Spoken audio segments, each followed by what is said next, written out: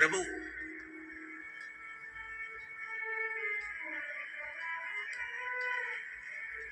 संसार में इतने सारे साधु सन्यासी तपस्वी साधक उपासक भजन करने वाले तप करने वाले सब मरते हैं, प्राण छूटते हैं, सबके जो आया है मृत्यु लोक में उसको जाना है।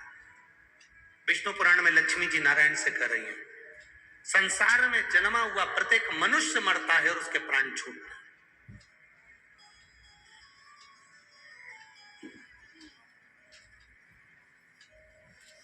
पापी भी मरता है, पुण्य वाला भी मरता है। पापी भी मरता है, पुण्य वाला भी मरता है। पर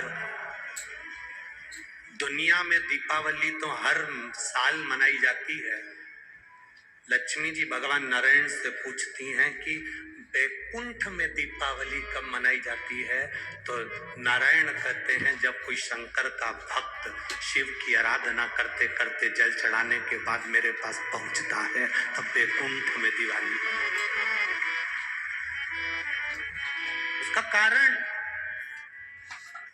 विष्णु पुराण में लक्ष्मी जी पूछ रही है कि वैकुंठ में दिवाली, एक शंकर का भक्त आता है और वैकुंठ में दीपावली मनती है। आपका भक्त आता है तो क्या दिवाली नहीं मनती? भगवान कहते हैं नहीं। ब्रह्मा जी का कोई भक्त आता है तो दिवाली नहीं मनती? नहीं। पर शंकर का कोई भक्त प्राण छोड़ने के बाद जब आता है तो वैकुंठ में दिवाली मनती है। तो पूछा ये वैकुंठ में दिवाली शंकर के भक्त के आने से क्यों मनती है?